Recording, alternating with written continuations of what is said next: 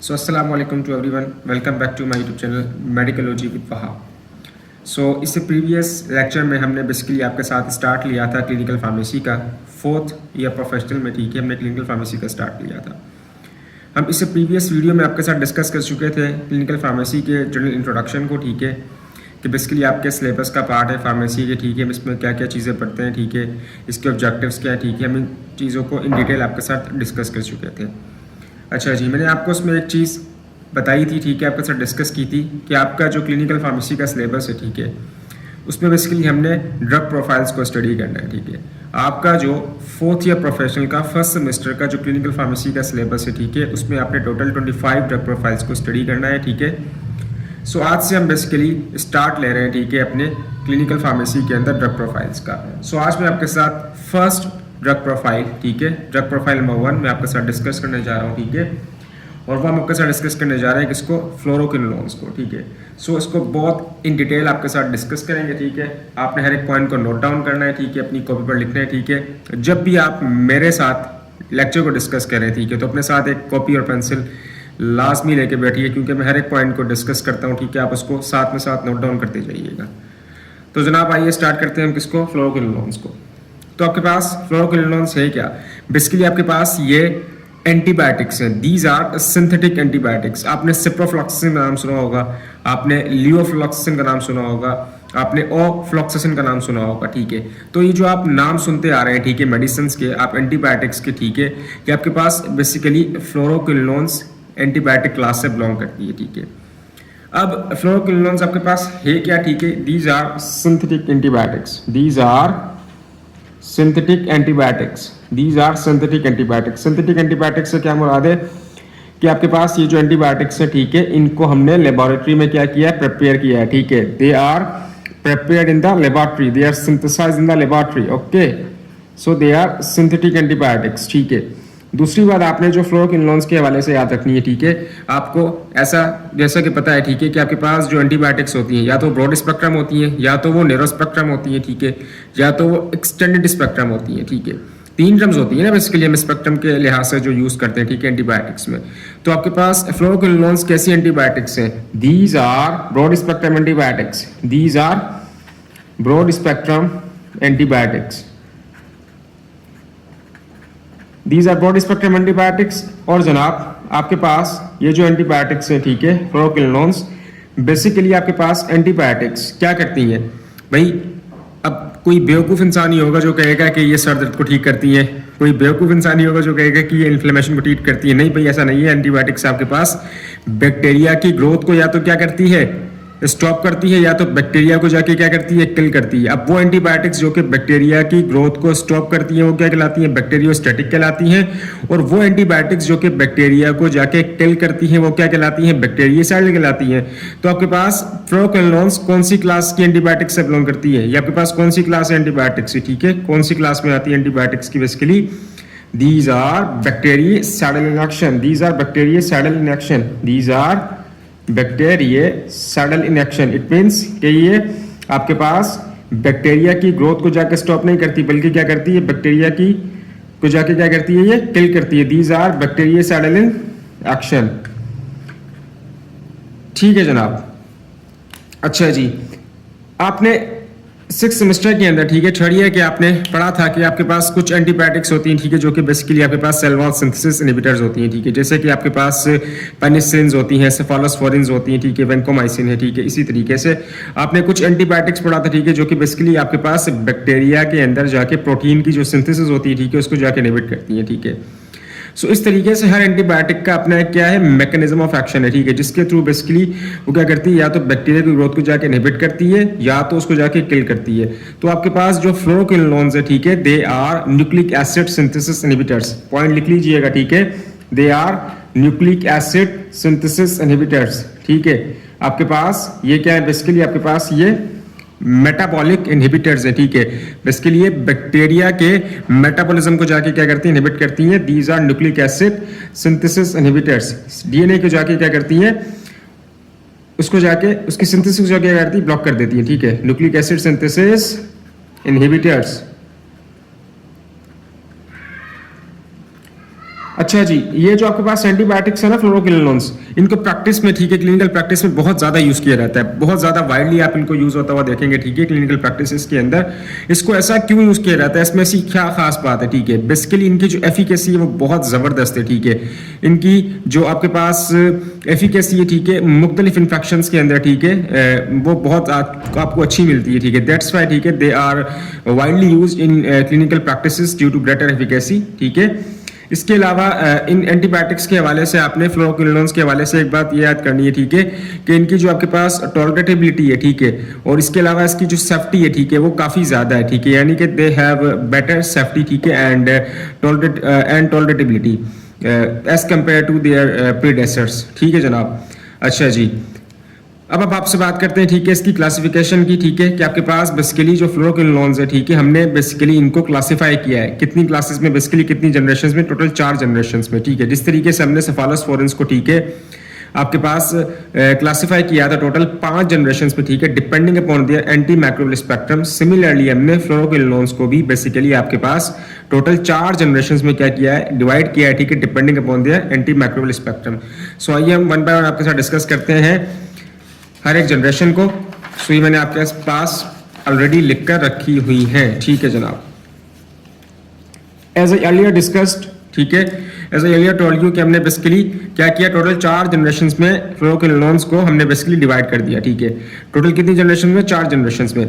आपके पास एक होती है फर्स्ट जनरेशन, आपके पास जो फर्स्ट जनरेशन आपके पास जो फ्लोरोक्विनोलोन्स है ठीक है, इसमें आपके पास कौन कौन सी ड्रग्स आती हैं। इसमें एक आपके पास आती है नेलेडिक्सिक एसिड और दूसरी इसमें आपके पास आती है सेनॉक्सिन ठीक है। एक आती है नेलेडिक्सिक एसिड और दूसरी आती है सेनॉक्सिन ठीक है जनाब।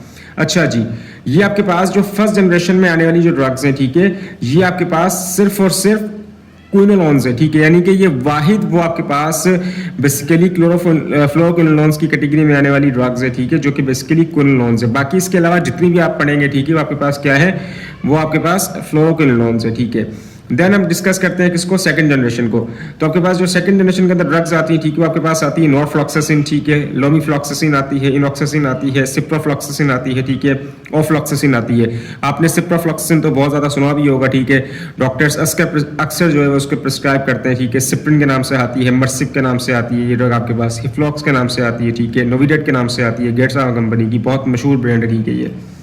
ऑफ्लॉक्सासिन आपने सुनी होगी ठीक है, ऑफ्लाबिट के नाम से आती है। सो सेकंड जनरेशन में आपके पास कौन कौन सी आती है, नॉरफ्लॉक्सासिन आती है, लोमीफ्लॉक्सासिन आती है, इनॉक्सासिन आती है, सिप्रोफ्लॉक्सासिन आती है और ऑफ्लॉक्सासिन आती है। देन हम बात करते हैं इसकी थर्ड जनरेशन की। आपके पास थर्ड जनरेशन में बेसिकली आपके पास 2 ड्रग्स आती है। कौन कौन सी आती है, एक आपके पास आती है लियोफ्लॉक्सासिन, आपने लेफ्लॉक्स के नाम से सुनी होगी ठीक है। इसके अलावा आपने इसको बैक्सस के नाम से सुना होगा ठीक है, लेफ्लॉक्स के नाम से आपने देखा होगा ठीक है इसको मार्केट में।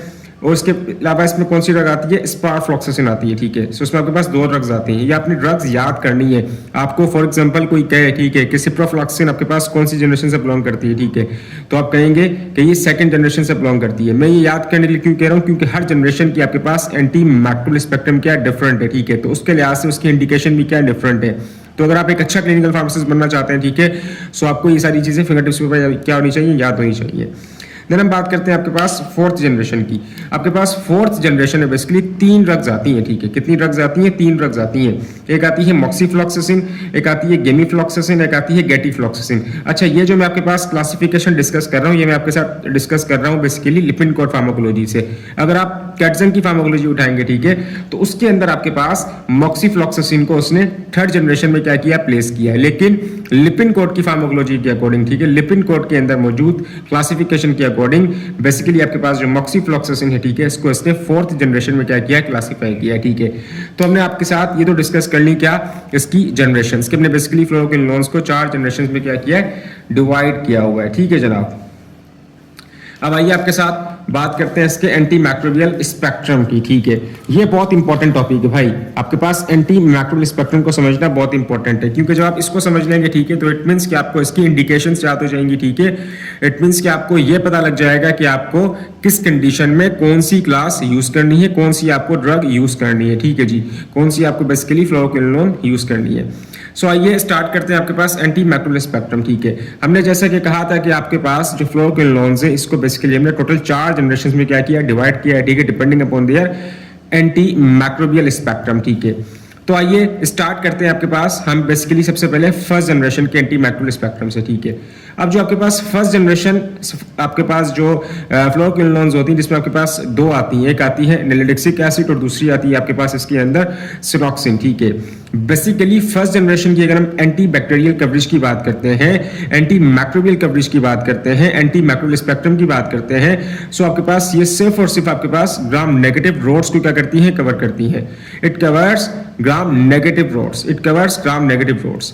अच्छा जी, ग्राम नेगेटिव रोड्स को क्या करती है, कवर करती है। और फर्स्ट जनरेशन में आपके पास जो ड्रग्स आती है, ठीक है, या आपके पास जो फर्स्ट जनरेशन फ्लोरोक्विनोलोन्स है, ठीक है, इसको जस्ट आप यूटीआई को ट्रीट करने के लिए यूज करते हो, ठीक है। इसका आपके पास जो यूज है, ठीक है, वो जस्ट आपके पास लिमिटेड रखा गया है, ठीक है, जस्ट यूटीआई तक, ठीक है, महदूद है, ठीक है। जस्ट आप इसको यूटीआई के लिए यूज करते हो, बाकी किसी और कंडीशन में आप इसको यूज नहीं करते, ठीक है। अच्छा, यूटीआई में इसको क्यों यूज कर रहे हैं, क्योंकि आपके पास जो बेसिकली फर्स्ट जनरेशन ड्रग्स है, ठीक है, दे हैव गुड एक्टिविटी, ठीक है, against they have good efficacy, ठीक है, they have good activity against basically E coli, ठीक है। अब ई कोलाई आपके पास यूटीआई का सबसे मोस्ट कॉमन कॉज है। जब भी आप कभी सुने, ठीक है, कि किसी पेशेंट को बेसिकली आपके पास यूटीआई हुआ है, ठीक है, यूरिनरी ट्रैक्ट इन्फेक्शन हुआ है, तो आपके दिमाग में सबसे पहला जो बैक्टीरिया क्लिक करना चाहिए, ठीक है, यूटीआई का नाम सुनते ही वो आपके पास कौन सा करना चाहिए, Escherichia coli, E coli. Basically this is gram negative bacteria, this is gram negative bacteria which is the most important and most common cause of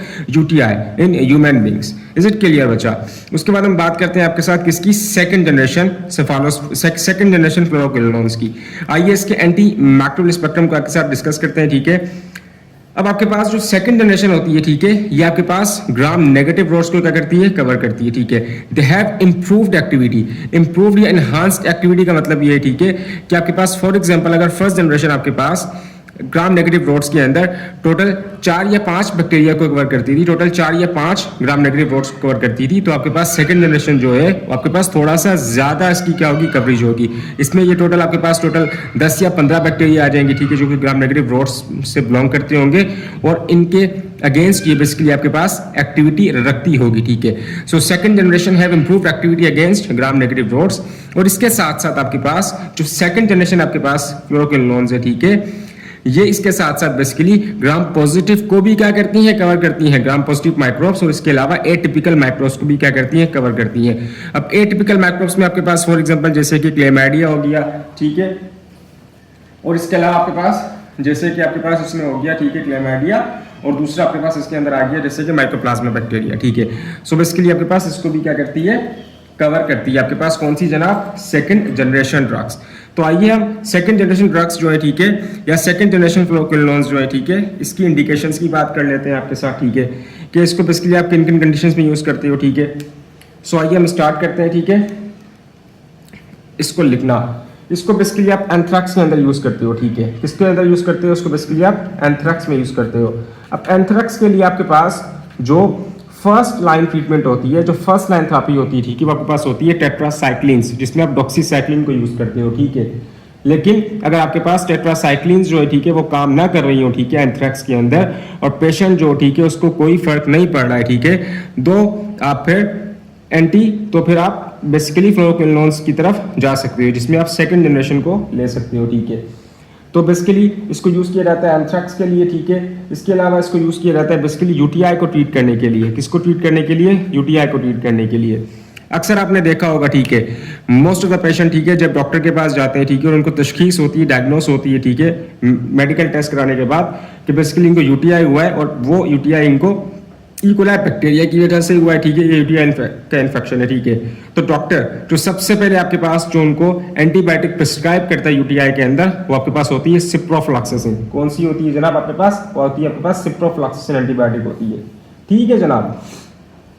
तो इसको यूटीआई में यूज किया जाता है। इसको जनाब आरटीआई यानी कि रेस्पिरेटरी ट्रैक्ट इन्फेक्शंस को ट्रीट करने के लिए भी यूज किया जाता है। किसको, रेस्पिरेटरी ट्रैक्ट इन्फेक्शंस को भी ट्रीट करने के लिए इसको यूज किया जाता है। इसके अलावा इसको गोनोरिया को ट्रीट करने के लिए यूज किया जाता है। आपके पास गोनोरिया क्या होता है, बेसिकली गोनोरिया आपके पास एक सेक्सुअली ट्रांसमिटेड डिजीज है। क्या है, it is a sexually transmitted disease, ठीक है। इसको भी ट्रीट करने के लिए इसको क्या किया जाता है, यूज किया जाता है। लेकिन गोनोरिया के लिए आपके पास ये क्या है, सेकंड लाइन ट्रीटमेंट है, ठीक है, सेकंड लाइन ट्रीटमेंट है, क्योंकि गोनोरिया के अंदर आपके पास जो फर्स्ट लाइन ट्रीटमेंट है, ठीक है, वो आपके पास कौन सी है, एजिथ्रोमाइसिन प्लस में आपके पास क्या, सेफ्ट्राइक्सोन, एजिथ्रोमाइसिन एंड सेफ्ट्राइक्सोन, ठीक है। भाई जो पॉइंट बोल रहा हूँ ना, ये मैं लिख नहीं रहा, आप क्या कर लें, आप ये पॉइंट सुनते ही, ठीक है, अपनी कॉपी में नोट डाउन कर लीजिएगा, ठीक है। अच्छा, इसके अलावा आपके पास जो ये सेकंड जनरेशन फ्लोरोक्विनोलोन्स है, ठीक है, इसको यूज किया जाता है किसके लिए, ट्रैवलर्स डायरिया के लिए, किसके लिए जनाब, ट्रैवलर्स डायरिया के लिए, या फिर इन्फेक्शियस डायरिया के लिए, इन्फेक्शियस डायरिया के लिए, या फिर ट्रैवलर्स डायरिया के लिए जनाब, ट्रैवलर्स डायरिया या फिर इन्फेक्शियस डायरिया के लिए आपके पास बेसिकली इसमें जो आपके पास फर्स्ट लाइन थेरेपी है, ठीक है, आपके पास ट्रैवलर्स डायरिया के लिए आपके पास जो फर्स्ट लाइन थेरेपी है, ठीक है, आपके पास सिप्रोफ्लॉक्सासिन है, ठीक है, ciprofloxacin is the first line therapy for travellers diarrhoea और इन्फेक्शियस डायरिया, ठीक है। बेसिकली ट्रैवलर्स डायरिया को प्रिवेंट करने के लिए या फिर उसको क्योर करने के लिए आप सिप्रोफ्लॉक्सासिन को क्या करते हो, यूज करते हो, ठीक है, और इसको समटाइम्स आप जो है वो कंबाइन करके यूज करते हो मेट्रोनिडाजोल के साथ, ठीक है, इसको ट्रैवलर्स डायरिया को ट्रीट करने के लिए सिप्रोफ्लॉक्सासिन को आप क्या करते हो, यूज करते हो, ठीक है। अच्छा जी, टैबलेट्स या फिर आपके पास इन्फेक्शियस डायरिया के लिए इसको यूज किया जाता है, ठीक है जनाब। अच्छा जी, एंथ्रेक्स को ट्रीट करने के लिए बेसिकली आप क्या करते हो, मैंने आपको बताया जैसा कि आपके पास इसके लिए आपके पास जो फर्स्ट लाइन ट्रीटमेंट होती है, ठीक है, एंथ्रेक्स के लिए आपके पास कौन सी होती है, डॉक्सीसाइक्लिन, बेसिकली टेट्रासाइक्लिन को यूज करते हो, ठीक है। लेकिन अगर आपके पास पेशेंट को फर्क नहीं आ रहा, ठीक है, डॉक्सीसाइक्लिन से फर्क नहीं आ रहा, ठीक है, तो आप डॉक्सीसाइक्लिन के साथ, ठीक है, फिर आप क्या देना शुरू कर देते हो, सिप्रोफ्लॉक्सासिन। सिप्रोफ्लॉक्सासिन आपके पास बेसिकली क्या है, ड्रग ऑफ चॉइस है, ठीक है, अमंग सेकंड जनरेशन, ठीक है, for the treatment of anthrax, for the treatment of anthrax, ठीक है जनाब। तो मैंने आपके साथ ये इसकी इंडिकेशंस को डिस्कस किया, ठीक है, कि बेसिकली इसको एंथ्रेक्स के लिए यूज़ किया जाता है, आरटीआई के लिए यूज़ किया जाता है, यूटीआई के लिए यूज़ किया जाता है, इसको गोनोरिया के लिए यूज़ किया जाता है, लेकिन गोनोरिया के लिए आपके पास जो फर्स्ट लाइन ट्रीटमेंट है, ठीक है, आपके पास एजिथ्रोमाइसिन और सेफ्ट्राइक्सोन है, ठीक है। अगर उससे ट्रीट ना हो रहा हो, ठीक है, then we can go for the second generation fluoroquinolones. अच्छा जनाब, इसके अलावा आपके पास ये जो सेकंड जनरेशन फ्लोरोक्विनोलोन्स है, ठीक है, These drugs are second line treatment for skin infections, ठीक है, आपके पास इसको बेसिकली स्किन इन्फेक्शंस को भी ट्रीट करने के लिए यूज किया जाता है, but these are the second line treatment, these are the second line treatment for skin infections, ठीक है, ये बात आप याद कर लीजिएगा, these are the second line treatment for skin infections के लिए भी इसको यूज किया जाता है। अब स्किन इन्फेक्शंस के लिए आपके पास फर्स्ट लाइन ट्रीटमेंट बहुत सारी है, ठीक है, स्फालोस्फोरिन्स भी है, ठीक है, जिसमें फर्स्ट जनरेशन को यूज किया जाता है, ठीक है, मोस्ट कॉमनली सेफलेक्सिन को, ठीक है, सेफ्राडीन को, ठीक है, और बहुत सारी है, ठीक है। लेकिन अगर आपके पास उनको इफेक्ट नहीं आ रहा, ठीक है, तो आप बेसिकली सेकेंड जनरेशन ड्रग्स को भी स्टार्ट कर सकते हो, यूज कर सकते हो। So these are the second line treatment for skin infections. अब आपको जनाब इसमें जो ड्रग्स आती हैं आपके पास आती है, एक तो सिप्रोफ्लॉक्सासिन आती है, ठीक है, इसके अलावा ऑफ्लॉक्सासिन आती है, ठीक है, इसके अलावा इसके अंदर आपके पास नॉरफ्लॉक्सासिन आती है, लोमीफ्लॉक्सासिन आती है, और इसके अलावा आपके पास इसके अंदर इनॉक्सासिन आती है। तो जनाब आपके पास जो सिप्रोफ्लॉक्सासिन है, ठीक है, ये आपको सिप्रिन के नाम से मिल जाएगी, मर्सिप के नाम से मिल जाएगी, हिफ्लॉक्स के नाम से मिल जाएगी, हिल्टन फार्मा कंपनी की आती है, ठीक है, नोविडेट के नाम से मिल जाएगी, गेट्स फार्मा कंपनी की आती है, ठीक है। इसके अलावा आपको ये जो ड्रग है बेसिकली सिप्रोफ्लॉक्सासिन, ये आपको बहुत सारे नाम से मिल जाएगी, सिप्रोसिन के नाम से मिल जाएगी, ठीक है। इसका आपके पास जो यूजुअल डोज है, ठीक है, इसका आपके पास जो यूजुअल एडल्ट डोज है, ठीक है, वो आपके पास कितना है जनाब, वो आपके पास है कितना, इसका जो आपके पास यूजुअल एडल्ट डोज है, ठीक है, वो आपके पास कितना है, लिख लीजिएगा, यूजुअल एडल्ट डोज आपके पास कितना है इसका, 500 मिलीग्राम 500 मिलीग्राम Q12 आवर्ली, यानी कि हर 12 घंटे बाद आपने क्या लेना है, बेसिकली 500 मिलीग्राम, ये आपके पास डोज की स्ट्रेंथ है, ठीक है, जो कि आपने लेनी है 500 मिलीग्राम Q12 आवर्ली। अच्छा, एक बात याद रखिएगा, बहुत इंपॉर्टेंट बात आपको बताने लगा हूँ, ठीक है, आप जब भी किसी डॉक्टर के पास जाएंगे, ठीक है, अगर वो आपको फॉर एग्जांपल आपको बेसिकली अर्थराइटिस है, ठीक है, अब अर्थराइटिस के लिए जाहिर सी बात है वो एनसेट्स वगैरह देगा, ठीक है, तो जब भी फॉर एग्जांपल वो अर्थराइटिस के लिए एनसेट लिख के देगा या किसी भी और कंडीशन के लिए, ठीक है, एंटीबायोटिक को छोड़कर, ठीक है, कोई भी ड्रग लिख के देगा, तो वो आपको लिख के देगा कि ये आपने लेनी है BID या TID। अब BID का मतलब है कि आपने इसको दिन में 2 मरतबा लेनी है।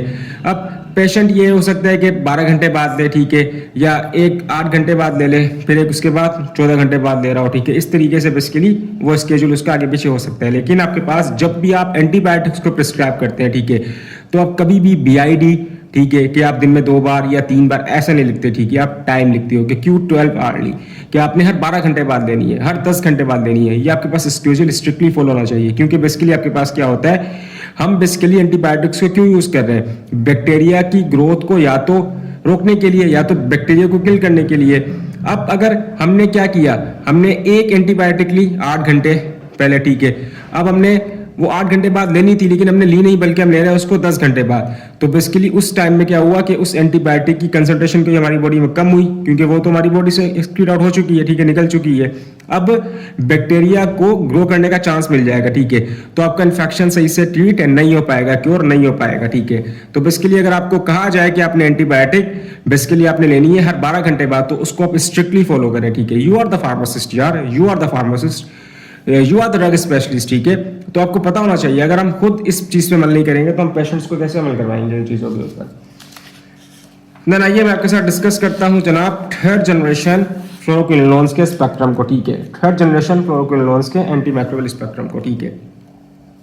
अच्छा, थर्ड जनरेशन आपके पास जो फ्लोरोक्विनोलोन्स है, ठीक है, इसके बारे में ये है आपके पास कि they have extended activity against gram negative rods similar to the second generation, ठीक है, जिस तरह सेकंड जनरेशन में थी, ठीक है, आपके पास कि वो बेसिकली आपके पास एक्सटेंडेड एक्टिविटी रखते थे, ठीक है, they have extended activity, they have enhanced activity, they have improved activity against gram negative rods, ठीक है। सिमिलरली आपके पास जो थर्ड जनरेशन है, ठीक है, they have extended activity against gram negative rods, ठीक है। बट इन एडिशन आपके पास ये बेसिकली ग्राम पॉजिटिव और एटिपिकल माइक्रोब्स के अगेंस्ट भी बेसिकली आपके पास क्या रखते हैं, इंप्रूव्ड एक्टिविटी रखते हैं, ठीक है, दे हैव एनहांस्ड एक्टिविटी। अगर आपके पास सेकंड जनरेशन की बात की जाए, ठीक है, सो दे कवर, ठीक है, they also covers some gram positive bacteria, some atypical microbes, ठीक है, but as compare to second generation, third generation have improved activity against gram positive and atypical microbes, ठीक है। तो आपने डिफरेंशिएट भी करना है, ठीक है, इन चीजों को आपने इस तरीके से याद कर लेना है, ठीक है जी। तो आप आइए आपके साथ इसकी इंडिकेशंस की बात कर लेते हैं, ठीक है, आपके पास के बेसिकली थर्ड जनरेशन को हम किस किस कंडीशंस में यूज करते हैं, ठीक है। सो इसको आप बेसिकली गोनोरिया के लिए यूज करते हो, ठीक है, किसके लिए जनाब, इसको आप यूज करते हो किसके लिए, गोनोरिया के लिए, ठीक है। गोनोरिया आपके पास क्या है, एक सेक्सुअली ट्रांसमिटेड डिजीज है, ठीक है, पहले ही बता चुका हूँ, ठीक है। इसको आप यूज करते हो किसके लिए, साइनोसाइटिस के लिए, इट मींस कि बेसिकली आरटीआई में इसको यूज किया जाता है, ठीक है। इसको आप साइनोसाइटिस में यूज करते हो, ठीक है। इसके अलावा इसको आप यूज करते हो किसमें, सेक्सुअली ट्रांसमिटेड डिजीजेस को ट्रीट करने के लिए, सिवाय किसके, सिफाइलिस के, एक्सेप्ट सिफाइलिस, क्योंकि आपके पास जो सिफाइलिस होता है, ठीक है, ये भी आपके पास एक सेक्सुअली ट्रांसमिटेड डिजीज है। इसकी आपके पास जो फर्स्ट लाइन थेरेपी है या फर्स्ट लाइन ट्रीटमेंट है, ठीक है, आपके पास पेनिसिलिन जी है, ठीक है, आपने बहुत अच्छे से पढ़ा है, ठीक है, इसको आपके 6th सेमेस्टर में, ठीक है, आपके 3rd ईयर में, ठीक है, जिसमें आप एंटीबायोटिक्स के सिलेबस को कवर करते हो, ठीक है। इसके अलावा इसको टाइफाइड के लिए भी यूज किया जाता है, इसको टाइफाइड के लिए भी बेसिकली यूज किया जाता है। अब देखें, क्योंकि they have extended activity against gram negative rods, ठीक है, सो बेसिकली ये आपके पास चंद या कुछ आपके पास ग्राम नेगेटिव रोड्स को कवर नहीं करा, बल्कि ये आपके पास कुछ ज्यादा ग्राम नेगेटिव रोड्स को कवर कर रहा है, सारे के सारे लेकिन कुछ ज्यादा, ठीक है, बेसिकली आपके पास कुछ ज्यादा को क्या कर रहा है, कवर कर रहा है, ठीक है। सो दैट्स व्हाई आप इसको टाइफाइड को ट्रीट करने के लिए भी क्या कर सकते हो, यूज कर सकते हो, ठीक है। सो इसके इंडिकेशंस क्या है कि इसको गोनोरिया को ट्रीट करने के लिए, इसको साइनोसाइटिस को ट्रीट करने के लिए, ठीक है, इसको सेक्सुअली ट्रांसमिटेड डिजीज को ट्रीट करने के लिए यूज किया जाता है सिवाय सिफाइलिस के, ठीक है। इसके अलावा इसको टाइफाइड के लिए भी यूज किया जाता है, ठीक है, टाइफाइड को ट्रीट करने के लिए भी यूज किया जाता है। अच्छा, इसमें आपके पास जो ड्रग्स आती है वो आपके पास आती है लियोफ्लॉक्सासिन, और आपके पास दूसरी इसमें जो ड्रग आती है, ठीक है, वो आपके पास आती है स्पारफ्लॉक्सासिन, ठीक है। अच्छा, लियोफ्लॉक्सासिन के बारे में आप एक बात याद रख लीजिएगा, वो ये बात है कि आपके पास लियोफ्लॉक्सासिन जो है, ठीक है, they has excellent activity in UTI, ठीक है, in RTI, sorry, levo has excellent activity, ये पॉइंट इतना इंपॉर्टेंट है, आपको लिखवा भी रहा हूं, ठीक है। Levo has excellent activity in RTI. अक्सर आपने देखा होगा, ठीक है, किसी को गले में दर्द होता है, ठीक है, फ्रेंजाइटिस होती है, ठीक है, या साइनोसाइटिस होती है, ठीक है, तो अक्सर हम कहते हैं यार कि आप बेसिकली लेफ्लॉक्स ले लो, ठीक है। अक्सर लोग बोलते हैं यार लेफ्लॉक्स ला दो, या डॉक्टर ने लेफ्लॉक्स लिख के दिए, ठीक है, फला बंदे को लीवो लिख के दिए, ठीक है, लियोफ्लॉक्सासिन प्रिस्क्राइब किए, ठीक है। So levo has excellent activity in RTI, ठीक है। तो आपके पास ये इंडिकेशन है, ठीक है, ये इसकी आपके पास क्या है, एंटी माइक्रोबियल या एंटी बैक्टीरियल स्पेक्ट्रम था आपके पास, ठीक है जनाब। तो आइए अब आपके साथ डिस्कस करते हैं किसको, 4th जनरेशन फ्लोरोक्विनोलोन्स को, ठीक है जनाब।